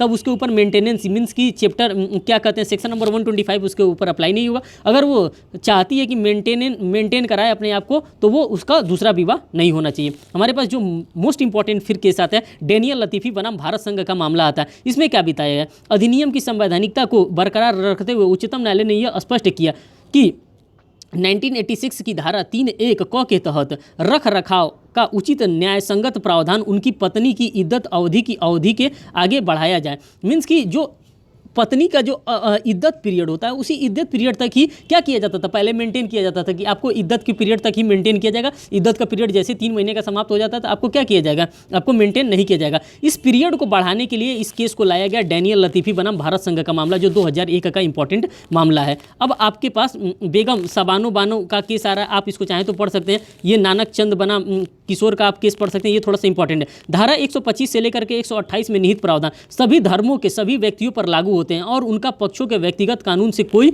संबंध नहीं है। यहाँ पे मैंने बता दिया कि ये सेकुलर प्रोविजन है, ये नानक चंद के केस में बताया गया था। अब हमारे पास जो इंपॉर्टेंट केस आता है वो हमारे पास चैप्टर नंबर 12 आता है। इसी चैप्टर के लिए मैं आप लोगों के लिए ये वीडियो भी लाया हूँ। ये बहुत ही इंपॉर्टेंट चैप्टर होता है जिसमें कंप्लेंट किया जाता है। इसमें पुलिस के पास कंप्लेंट किया जाता है कि किस प्रकार से कंप्लेंट किया जाता है। यहीं पे FIR लॉन्च करने की प्रक्रिया के बारे में हम लोग देखते हैं कि FIR लॉन्च किस तरह से होता है। FIR के बारे में मेनली यहाँ पे बताया नहीं गया है, FIR कहीं डिफाइन नहीं किया गया कि FIR क्या होता है, लेकिन जो आम भाषा होती है उसी आम भाषा को हम लोग देखते हैं और उसी आम भाषा के बारे में हम लोग यहाँ पे पढ़ते हैं और उसी को हम लोग FIR कहते हैं। जब कोई व्यक्ति इन्फॉर्म करता है, किसको इन्फॉर्म करता है? पुलिस को, and their power to investigate. जब पुलिस को इन्फॉर्म किया जाता है और पुलिस को बताया जाता है कि अब आपको क्या करना है, इन्फॉर्म करना होता है, उसी को हम लोग FIR करते हैं। देखिए यहाँ पे रीडिंग किया जाता है, मीन्स की रिपोर्ट किया जाता है FIR का। सेक्शन 154 में क्या होता है? इन्फॉर्मेशन दिया जाता है। किसके बारे में? कॉग्निजेबल ऑफेंस के बारे में इन्फॉर्मेशन दिया जाता है सेक्शन 154 में। सेक्शन 155 में क्या दिया जा रहा है? इन्फॉर्मेशन दिया जाता है नॉन कॉग्निजेबल ऑफेंसेस के बारे में, कि नॉन कॉग्निजेबल ऑफेंसेस किसको कहा जाता है। इन सारी दोनों चीज़ों के बारे में यहाँ पे बताया जाता है। मेनली इन्हीं 2 सेक्शन पे ये बेस्ड है। कॉग्निजेबल ऑफेंस क्या होता है, नॉन कॉग्निजेबल ऑफेंस क्या होता है। दोस्तों इसी तरह से जैसे मैंने अभी चैप्टर नंबर 5 में आपको बताया है, पहले मैंने प्रोविजंस को बता दिया है, सेक्शंस को बता दिया, फिर फिर उसके बाद से केस लॉ को मैंने बताया तो आपको वो आसानी से समझ में आएगा। उसी तरह दोस्तों मैं चैप्टर नंबर 12 में भी यही काम करने जा रहा हूँ। पहले मैं आपको प्रोविजन बता दे रहा हूँ हल्का हल्का, जब आप प्रोविजन जानेंगे फिर मैं इसके केस लॉ को मैं आपको बताऊंगा, तो वो आपको केस लॉ आसानी से समझ में आ जाएगा। देखिए सेक्शन नंबर 154 में क्या होता है, कोई भी व्यक्ति क्या करता है, इन्फॉर्म टू कॉग्निजेबल केसेस जाता है और इन्फॉर्म करता है, किसमें, कॉग्निजेबल केसेस में। कॉग्निजेबल केसेस में क्या करता है, वो जाता है अपने एफआईआर को लॉन्च करवाने। एफआईआर की क्या होती है, लॉजिंग होती है। एफआईआर वहाँ पे दर्ज कराया जाता है। एफआईआर किस प्रकार से दर्ज कराया जा सकता है, या तो ओरली कराया जा सकता है या रिड्यूस इन राइटिंग कराया जा सकता है। या तो आप ओरल बोल करके वहाँ पे अपने एफआईआर को दर्ज करा सकते हैं थाने में, या फिर आप रिटन में लिख करके लेके गए, आप उसको दे दीजिए और वो देख देख करके लिख लेगा। और उसके बाद से लिखने के बाद क्या होता है, आपको जो एफआईआर लिखवाई जाती है उस एफआईआर को लिखने के बाद आपको पढ़ करके वो एफआईआर सुनाया भी जाता है कि हाँ देखिए एफआईआर में आपने ये बातें लिखवाई हैं। उसके लिखवाने के बाद क्या होता है, आपसे उस पर सिग्नेचर कराया जाता है। सिग्नेचर कराने के बाद क्या होता है, सिग्नेचर कराने के बाद आपको फ्री ऑफ कॉस्ट वो एफआईआर की कॉपी आपको क्या की जाती है, थाने के द्वारा प्रोवाइड की जाती है फ्री ऑफ कॉस्ट। ये सारी चीज़ें सेक्शन नंबर 154 में आता है। लेकिन साथ साथ इसके साथ एक और चीज़ आती है।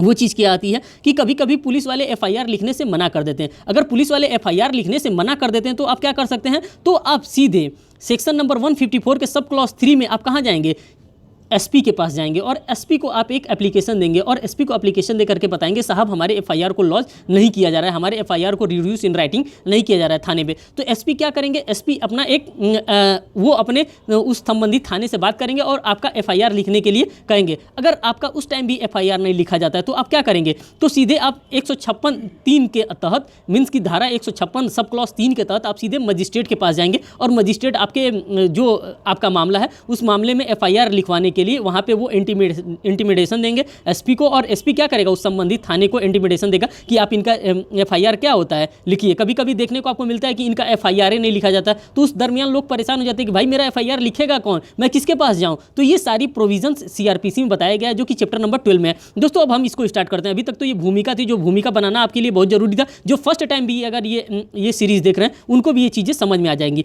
आपने देख लिया information to cognizable offences. Cognizable offences में इन्फॉर्मेशन दिया जाता है सेक्शन नंबर 154 में, और सेक्शन नंबर 155 में information of non cognizable information दिया जाता है नॉन कॉग्निजेबल में सेक्शन नंबर 155 में। अब देखते हैं सेक्शन नंबर 156 से लेकर 159 तक में क्या दिया गया, power to police officer to investigate cognizable offences. यहाँ पे पावर दिया गया है, किसको दिया गया, पुलिस ऑफिसर को क्या करने के लिए, इन्वेस्टिगेट करने के लिए। किस मामले में, कॉग्निजेबल ऑफेंसेस, जो भी कॉग्निजेबल मामले होते हैं उन कॉग्निजेबल मामले को जांच करने के लिए पावर दिया जाता है। किसको दिया जाता है, पुलिस ऑफिसर को दिया जाता है। अब यहाँ पे देखिए सेक्शन नंबर 156, सेक्शन नंबर 154 आपको समझ में आ गया, सेक्शन नंबर 155 समझ में आ गया जो कि नॉन कॉग्निजेबल के बारे में बात कर रहा है। अब सेक्शन नंबर 156 देखिए, सेक्शन नंबर 156 में बताया जा रहा है कि police officer power to investigate in cognizable offences. Police officer के पास पावर होता है कॉग्निजेबल ऑफेंसेस में क्या करने के लिए, इन्वेस्टिगेट करने के लिए। यदि वह पुलिस ऑफिसर एफआईआर नहीं दर्ज करता है तो क्या करे, सेक्शन नंबर 156 मैंने अभी आपको बताया, सेक्शन नंबर 156 सब क्लॉज 3 में any magistrate empowered under section 190 of CrPC, under section 190 of CrPC में order to investigate cognizable matter. वो मजिस्ट्रेट क्या कर सकता है, ऑर्डर दे सकता है या खुद भी इन्वेस्टिगेशन कर सकता है उस मैटर का। नोट, यहाँ पे आपको नोट में एक मैं बात बताना चाहता हूँ, आपको उस मजिस्ट्रेट को रीजनेबल सूचना देनी पड़ेगी कि हाँ साहब मैं 156 के तहत मैं आपके पास इसलिए आया हूँ कि मेरे एफआईआर को क्या किया गया है, मैं थाने पे गया था, थाने पे मेरे एफआईआर नहीं लॉन्च किया गया, मैं एसपी साहब को लेटर दिया था, मैंने एसपी साहब मेरे एप्लीकेशन को स्वीकार नहीं किए, फिर मैं क्या किया हूँ, मैं आपके पास आया हूँ अपने एप्लीकेशन को लेकर के कि आप मेरे एप्लीकेशन को देखेंगे और आप एफआईआर लॉन्च कराएंगे। अगर मजिस्ट्रेट को लगता है कि नहीं ये व्यक्ति सही बात बता रहा है तो मजिस्ट्रेट खुद कॉग्निजेंस लेता है और वहाँ पे खुद भी इन्वेस्टिगेशन कर सकता है या एसपी को डायरेक्शन दे सकता है कि आप चाहे उस संबंधित थाने को डायरेक्शन दे सकता है कि आप इनका एफआईआर दर्ज करिए और इनका मामला को जांच करिए। अब देखिए सेक्शन नंबर 157 में क्या होता है, जैसे हम 157 में आ जाते हैं तो जैसे ही मजिस्ट्रेट इतना सारा काम करा देता है तो इन्वेस्टिगेशन ऑफिसर यहाँ पे नियुक्ति किया जाता है। सेक्शन नंबर 157 में आईओ की एक नियुक्ति की जाती है, मीन्स की इन्वेस्टिगेशन ऑफिसर की नियुक्ति की जाती है। Shall proceed to spot and investigate the cases. वो ऑफिसर क्या करता है, जो इन्वेस्टिगेशन ऑफिसर होता है वो स्पोर्ट्स पर जाता है और स्पोर्ट पर जाने के बाद क्या करता है, उस केस को एनालिसिस करता है, देखता है कि क्या वाकई में कोई घटना घटी है कि नहीं घटी है। अगर उसको लगता है जांच पड़ताल करने के बाद अगर जांच से मना भी कर सकता है, वो जो 157 में जो जांच अधिकारी जिसको हम लोग इन्वेस्टिगेशन ऑफिसर कहते हैं वो जाँच करने से मना भी कर सकता है। अब किस किस आधार पर वो जाँच करने से मना कर सकता है, तो उसके लिए हमें ये देखना पड़ेगा, सेक्शन नंबर 157 का सब क्लॉज 1 का ए देखना पड़ेगा और सेक्शन नंबर 157 का 1 का बी देखना पड़ेगा। वो बता सकता है, 2 ग्राउंड पे वो मना कर सकता है। नॉट इन सीरियस नेचर, क्या वो सीरियस नेचर का नहीं था इसीलिए हम जांच नहीं कर सकते हैं, और नॉट सफिशिएंट ग्राउंड, और वहाँ पे सफिशिएंट कोई ग्राउंड नहीं था तो हम जांच नहीं कर सकते। ये 2 आधारों पर वो जांच करने के लिए मना कर सकता है। और मना जब कर देगा तो वो अपना रिपोर्ट किसको देगा? अपना रिपोर्ट सेक्शन नंबर 158 में देगा, अपने सीनियर ऑफिसर को देगा कि साहब उस प्रकार का जो मामला वहाँ पे दर्ज कराया गया, इस प्रकार का कोई चीज़ वहाँ पे हमें प्राप्त नहीं हुआ, इसलिए मैं जांच को क्या कर रहा हूँ, बंद कर रहा हूँ, जांच को समाप्त कर रहा हूँ। अब देखिए सेक्शन नंबर 158 के अंतर्गत यदि वह किसी प्रकार का जांच करता है तो अथवा नहीं करता है तो वह अगला कदम यह उठाएगा कि वह अपने सीनियर को जवाब देगा कि यह section number 158 CrPC police report on investigation to senior magistrate, जो मैंने बताया है सेक्शन नंबर 157 का जो अपना ग्राउंड बताएगा, वो ग्राउंड बताते हुए कहाँ लाकर जमा कर देगा, वो 158 में बता देगा कि साहब वहाँ पे सीरियस नेचर का कोई ऑफेंस नहीं था और कोई ग्राउंड नहीं बन रहा था जहाँ पर मैं इन्वेस्टिगेट करूँ। ये बातें यहाँ पर बता दी गई है। इसके बाद क्या होगा, उसी के आधार पर क्या होता है, प्रिलिमिनरी रिपोर्ट तैयार कर दिया जाता है, और प्रिलिमिनरी रिपोर्ट तैयार करके कहाँ भेज दिया जाता है, मजिस्ट्रेट साहब के पास भेज दिया जाता है। सेक्शन नंबर 159 के तहत मजिस्ट्रेट साहब को भेज दिया जाता है। अगर मजिस्ट्रेट साहब को भी लगता है, magistrate to check the report order for the further investigation in the case, अगर मजिस्ट्रेट साहब भी उस रिकॉर्ड को देखते हैं, उस जाँच को देखते हैं, अगर मजिस्ट्रेट साहब को लग जाता है कि नहीं ये तो जाँच सही से किया नहीं गया, इसमें बायसनेस किया गया है, तो मजिस्ट्रेट साहब क्या कर सकते हैं, फिर से उस जांच को करने के लिए एक नया इन्वेस्टिगेशन ऑफिसर को अथॉरिटी दे सकते हैं। मींस कि एक नया इन्वेस्टिगेशन ऑफिसर ऑथोराइज्ड कर सकते हैं, और वो नया इन्वेस्टिगेशन ऑफिसर जा करके क्या कर सकता है, वहाँ पे जांच कर सकता है। अब देखिए यहाँ पे मैंने नोट में लिखा है, धारा 158 के अंतर्गत पुलिस इन्वेस्टिगेशन ऑफिसर के द्वारा निरीक्षण करने के बाद जो अपनी रिपोर्ट मजिस्ट्रेट के सामने भेजेगा, तो मजिस्ट्रेट उस रिपोर्ट को चेक करेगा और उसको खुद से सही या गलत का अनुभव लगता है तो फिर इन्वेस्टिगेशन करने के लिए नया ऑर्डर जारी कर सकता है। फिर मजिस्ट्रेट क्या कर सकता है कि जाओ, फिर दूसरे ऑफिसर को लगा सकता है कि तुम जाओ, अब तुम जाँच करके आना और फिर हमें इन्फॉर्म करना। फिर सेक्शन नंबर 160 में क्या होता है, police to give notice for investigation, और फिर यहाँ पे पुलिस को नोटिस दिया जाता है इन्फॉर्मेशन के लिए। अब यहाँ पे क्या किया जाए, यहाँ पर पुलिस द्वारा यह कार्य किया जाता है कि उन लोगों को लिखित आदेश के द्वारा वहाँ पर हाजिर होने के लिए यह कहा जा सकता है और बुलाया जा सकता है जो उस मामले के तथ्य या परिस्थिति से परिचित थे। अब जब दूसरी बार में ये सब्सिक्वेंट बार जब किया जा रहा है तो क्या कर सकता है, पुलिस जो भी उस तथ्य से जुड़े लोग हैं उन सभी लोगों को क्या कर सकता है, बुला सकता है। अब देखिए इंपॉर्टेंट चीज़ है, वो किसको किसको नहीं बुला सकता है, फीमेल को नहीं बुला सकता है, प्लस 65 प्लस एज के लोगों को नहीं बुला सकता है, वो लेस देन 15 ईयर ओल्ड बच्चों को नहीं बुला सकता है, किसी बीमार व्यक्ति को नहीं बुला सकता है, किसी सिक और इन्फर्मरी को नहीं बुला सकता है। ये सब अमेंडमेंट में कब डाली है, 2013 के अमेंडमेंट से ये सारी बातें डाली गई हैं। सेक्शन नंबर 60 में ये सारी बातें डाली गई हैं, 160 में डाली गई है। बात करते हैं सेक्शन नंबर 161 की, मीन्स कि वो बुला सकता है लेकिन इन लोगों को नहीं बुला सकता है। सेक्शन नंबर 161 में क्या बताया, examination of witness by police. यह धारा यह बताती है कि जो व्यक्ति थाने में अपना बयान दर्ज करने के लिए आए हैं, पुलिस द्वारा उनका बयान दर्ज कर लिया जाएगा, वह भी लिखित, लेकिन उनसे साइन नहीं कराया जाएगा। ये जो बयान है उनके बयान को दर्ज करा लिया जाएगा। अब किस किस प्रकार से उनके बयान को दर्ज कराया जाएगा, जब आप सीआरपीसी का बेयर एक्ट खोलेंगे उसमें सेक्शन नंबर 161 का सब क्लॉज 3 खोलेंगे तो ये बातें आपको देखने को मिलेंगी। उनके वीडियो को गवाही के रूप में ऑडियो और विजुअल वीडियो के माध्यम से भी रिकॉर्ड किया जा सकता है। फिर सेक्शन नंबर 162 में क्या होता है, में बयान तो लिख लिया गया है लेकिन परंतु उस पर सिग्नेचर करने का उनका राइट नहीं है, सिग्नेचर वो नहीं करवा सकते हैं। आप बयान करा सकते हैं, सारी चीज़ें करा सकते हैं, 161 का बयान आप करवा लिए हैं, अच्छी बात है, पुलिस बुला करके पुलिस बयान करा सकती है लेकिन उनका सिग्नेचर नहीं करा सकती है जिनसे बयान ली है। और उसके बाद से 163 में हम लोग देखते हैं नो थ्रेट अलाउ, आप डरा करके भी धमका करके भी उनसे उनका बयान नहीं लिखवा सकते हैं, नहीं साइन करवा सकते हैं, क्योंकि उनका जो भी बयान होता है सेक्शन नंबर 24 के अकॉर्डिंग, जो कि इंडियन एविडेंस एक्ट में हम लोग पढ़ते हैं कि पुलिस के द्वारा पुलिस के सामने कोई भी दिया हुआ साक्ष्य कोर्ट ऑफ लॉ में मान्य नहीं होता, क्योंकि उसको माना जाता है वो थ्रेट, इंड्यूसमेंट और प्रॉमिस के द्वारा वो साक्ष्य यहाँ पे कवर किया गया है, मीन्स कि उससे साक्ष्य लिया गया है, तो वो यहाँ पे मान्य नहीं होता। अब सेक्शन नंबर 164 में देखिए, अब सेक्शन नंबर 164 का जो रिकॉर्डिंग होगा वो मान्य होगा, इसलिए मान्य होगा क्योंकि यहाँ पे जो भी रिकॉर्डिंग होता है वो मजिस्ट्रेट के सामने होता है। अगर मजिस्ट्रेट के सामने कोई भी स्टेटमेंट दिया जाता है, कोर्ट ऑफ लॉ के सामने कोई भी स्टेटमेंट दिया जाता है, तो वो उसके खिलाफ, मीन्स कि वो उसके खिलाफ, उस व्यक्ति के खिलाफ वो क्या कर सकता है, काम कर सकता है। तो इसीलिए जज जब भी उसका वो कन्फेशन रिकॉर्ड करवाते हैं तो उनसे पूछ लेते हैं तुम्हारे ऊपर कोई थ्रेट, इंड्यूसमेंट और प्रॉमिस तो नहीं है, किसी प्रकार के डर, भय, सहमति से तो तुम नहीं दे रहे हो क्योंकि ये तुम्हारे खिलाफ ही इस्तेमाल होगा। तो वो कहता है कि नहीं साहब, मैं अपने खुद की इच्छा से दे रहा हूँ। तब उसके रिकॉर्ड को क्या कर देता, मीन्स कि उसके जो भी कन्फेशन होता है उसको यहाँ पे 164 में रिकॉर्ड किया जाता है, मजिस्ट्रेट के सामने रिकॉर्ड किया जाता है। तो वो मजिस्ट्रेट के सामने वाला रिकॉर्ड किया हुआ कन्फेशन वो कोर्ट ऑफ लॉ में मान्य होता है। अब देखिए 2005 में क्या अमेंडमेंट आया था, सेक्शन नंबर 164A में एडेड किया गया था।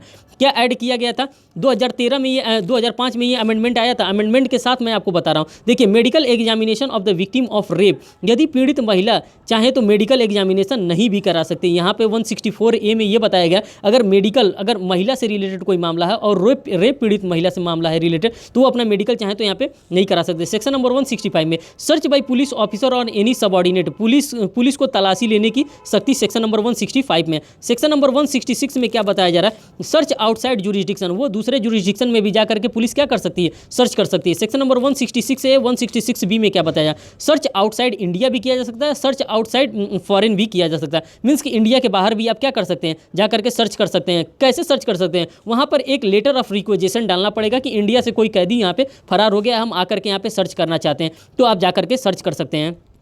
ये जो सेक्शन नंबर 166A और 166B है, इसको ऐड किया गया है 1919 के अमेंडमेंट से, 1990 के अमेंडमेंट से इसको ऐड किया गया। आप इन सारे पॉइंट पे आप दिमाग लगा के रखिएगा, सारे पॉइंट्स को आप ध्यान में रखिएगा, क्योंकि यहीं से क्वेश्चन बनते हैं। क्वेश्चन कहीं विदेश से नहीं आता, क्वेश्चन जो होता है इसी से आएगा। और ये मोस्ट इंपॉर्टेंट चैप्टर है। चैप्टर नंबर 5 अगर आप लोगों ने कवर कर लिया, चैप्टर नंबर 12 अगर आप लोगों ने कवर कर लिया, चैप्टर नंबर 17 आप लोगों ने कवर कर लिया, तो आप लोगों का मान के चलिए आप 30 से 40% आगे हो गए अन्य स्टूडेंटों से, क्योंकि ये वही एरिया है जहाँ से सबसे ज़्यादा क्वेश्चन बनते हैं। सेक्शन नंबर 167 देखिए, where investigation can not be completed within 24 hour, अगर जब कोई भी इन्वेस्टिगेशन होता है अगर 24 घंटे के अंदर नहीं कंप्लीट हो पाता है तो उसके लिए क्या करते हैं, अरेस्ट विदाउट वारंट यदि किया गया है तो उसका इन्वेस्टिगेशन 24 घंटे के भीतर कर लेना चाहिए। अगर नहीं हो पाता है तो आगे प्रोविजन में जब हम लोग पढ़ेंगे तो अच्छे से उसको समझेंगे। सेक्शन नंबर 168 में if investigation by subordinate police officer he shall report to police incharge, अगर किसी सबऑर्डिनेट के द्वारा किया जा रहा है तो वो अपने जो पुलिस इंचार्ज, जो officer in charge of police station होता है उसको वो रिपोर्ट करेगा। सेक्शन नंबर 169 में क्या होता है, release of accused when evidence deficit, अगर एविडेंस कम है तो उस व्यक्ति को क्या किया गया, जिसको गिरफ्तार किया गया उसको रिलीज कर दिया जा रहा है। किस आधार पर एविडेंस नहीं मिल रहा है तो गिरफ्तार व्यक्ति को छोड़ दे रहे हैं, अगर रीजनेबल ग्राउंड नहीं है, अगर सस्पिशन नहीं है उसके ऊपर तो उसको छोड़ दिया जाता है, उसको जबरदस्ती पकड़ करके जेल में क्यों रखेंगे। सेक्शन नंबर 170 में देखिए, cases to be sent to magistrate when evidence is sufficient, अगर सारे सबूत, सारे गवाह, सारे तथ्य हमको मिल जाते हैं तब उस केस को कहाँ हम भेजते हैं, सेक्शन नंबर 170 में मजिस्ट्रेट साहब के पास भेजते हैं, मजिस्ट्रेट साहब उस पर कॉग्निजेंस लेते हैं। कॉग्निजेंस लेने का मतलब वो जुडिशियल माइंड अपना अप्लाई करते हैं। Sent to magistrate before magistrate for further remand of accused when there is evidence और there is a reasonable ground of suspicion, अगर कोई एविडेंस होता है, कोई रीजनेबल सस्पिशन होता है तो उसको क्या करने के लिए, उसको ग्राउंड, उसको अरेस्ट जो जिसको किया गया उसको रिमांड के लिए, अगले रिमांड के लिए उसको कहाँ भेजा जाता है, मजिस्ट्रेट के समक्ष भेजा जाता है। सेक्शन 170 बता रहा है। सेक्शन नंबर 171 बता रहा है, complaint witness are free to visit court, जो कंप्लेनेंट होते हैं, जो विटनेस होते हैं वो फ्री होते हैं कोर्ट में आने के लिए। अगर कोई विटनेस है, अगर वो स्वेच्छा से कोर्ट नहीं जाना चाहता तो पुलिस उसको क्या करेगी, पुलिस उसको किसी भी प्रकार का परेशान नहीं करेगी और उनके साथ पुलिस जाएगी। अगर वो नहीं आना चाहते तो पुलिस उनको विटनेस को ला भी सकती है। सेक्शन नंबर 171 में देखिए, complaint witness arrest refused to attend court, अगर पुलिस चाहती है, अगर पुलिस बुला रही है, अगर कोर्ट उनको बुला रहा है कंप्लेनेंट को और विटनेस को कि आप थाने में आकर अपनी गवाही दो, अगर वो नहीं आना चाहते हैं तो पुलिस उनको क्या कर सकती है, पकड़ करके भी उनको ला सकती है। सेक्शन नंबर 172 में देखिए क्या होता है, police to prepare case diary, यहाँ पे पुलिस के पास पावर होता है कि वो केस डायरी प्रिपेयर करे कि किस प्रकार से उसको अरेस्ट किया गया, कब क्या किया गया, सारी चीज़ों के बारे में यहाँ पे लिखा जाता है 172 में। सेक्शन नंबर 173 में देखिए, यह पुलिस की फाइनल रिपोर्ट होती है, कंप्लेंट फाइनल रिपोर्ट, चालान, इंक्वेस्ट रिपोर्ट, मीन्स की चालान, चार्जशीट, इसे ही सेक्शन नंबर 173 को इन सभी नामों से जाना जाता है। अमेंडमेंट किया गया था 2008 में, इसमें एक सेक्शन डाला गया, प्रोवाइजो डाला गया था 1A,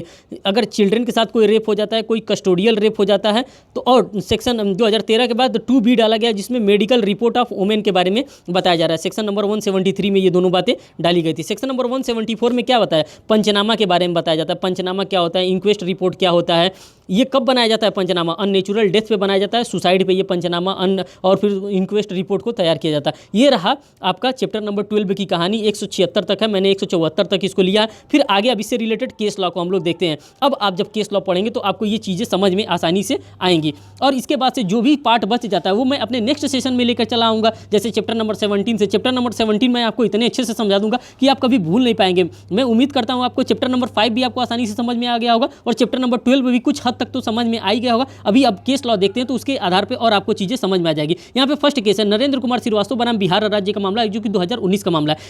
अभियोजन की शुरुआत केवल न्यायालय की स्वीकृति से ही की जा सकती है। अगर न्यायालय स्वीकृति दे रही है तभी अभियोजन का शुरुआत हो जा सकता है। जिसके विरुद्ध कार्यवाही अपराध धारा 195(1) ख सीआरपीसी में कथित रूप से निर्दिष्ट किया गया था, निजी शिकायत अनुमति नहीं है। यहाँ पे निजी शिकायत पे मामला नहीं चलाया जा सकता है। देखिए ये केस आपके लिए इंपॉर्टेंट नहीं है, आपके लिए ये केस इंपॉर्टेंट है। HDFC सिक्योरिटीज़ लिमिटेड बनाम महाराष्ट्र राज्य 2017 का मामला है। ये देखिए इंपॉर्टेंट मामला है। इस मामले में क्या बताया गया है? धारा 190(1) में संज्ञान ले सकता है। कौन ले सकता है? मजिस्ट्रेट ले सकता है। संज्ञान लेना होने के साथ मेल नहीं किया जा सकता है, मीन्स कि उनके ऊपर बाइंडिंग नहीं किया जा सकता है कि आपको कॉग्निजेंस लेना है। यह शब्द संज्ञान ले सकता है, यहाँ पे ये जो शब्द वर्ड बताया गया कि संज्ञान मजिस्ट्रेट ले सकते हैं के मामले में मजिस्ट्रेट को स्वविवेक के उपयोग की आज़ादी दी गई। यहाँ पे जो मजिस्ट्रेट हैं उनके स्वविवेक की आज़ादी के बारे में बताया गया। ये नहीं है कि आपके ऊपर लाइबिलिटी थोप दी गई है कि नहीं कि आपको 190 सब क्लॉज 1 के अंदर आपको संज्ञान लेना ही है। अब यहाँ पे देखिए 156(3) के तहत अन्वेषण के लिए अग्रेसित कर सकता है,